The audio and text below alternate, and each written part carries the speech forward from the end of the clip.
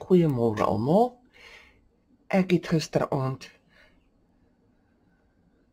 'n groot fout gegaan by my rekenaar. In die eerste plek het hy my van die internet afgegooi en toe ek terugkom na my kamera toe wat ek nou mee opneem, toe sê hy vir my hy was net gepause, so hy was net gestop en ek gaan so ewe aan en net om uit te vind dat ek nêrens dit opgeneem het nie. So ek gaan vir julle verduidelik wat ek gedoen het en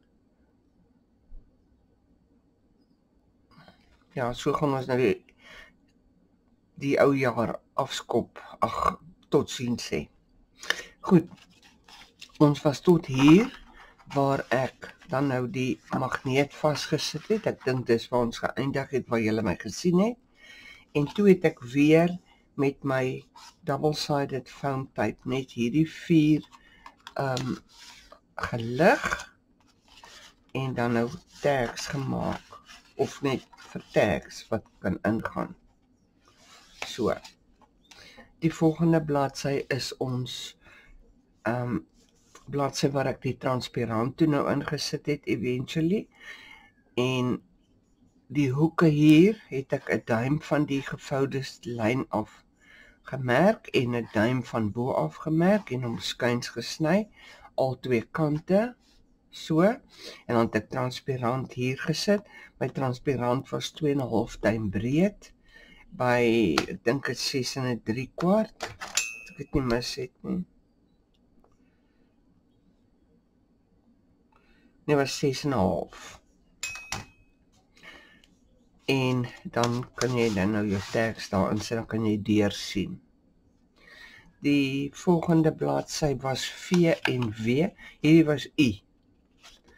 V en W het ons V bo geplak en W gevou en onder geplak dat hy so lyk. En dan die laaste bladsy. Dit is baie maklik. Die laaste bladsy was die 6 watervalstukke. So wat ek gedoen het met myne is ek het eers my patroonpapier gesit en dan die insetsel gesny van op my patroonpapier en toe hierdie vasgesit op dit. En dan ek net 'n magneet daarby gesit. En ja, dit is omtrent dit. Die streepies papier wat ek hier gebruik het op myne, het ek net dood eenvoudig vir my onevenredige strepe getrek en 'n insnysel gemaak om daarin te sit. So ek is verskriklik jammer dat die internet vir ons so rondgegooi het gisterand, maar ek kan nou regtig nie daarvoor help nie. En dit was baie onstabiel. En so eindig ons dan met 2025 se mini-albums. Ek sien uit om volgende jaar weer saam met julle te werk.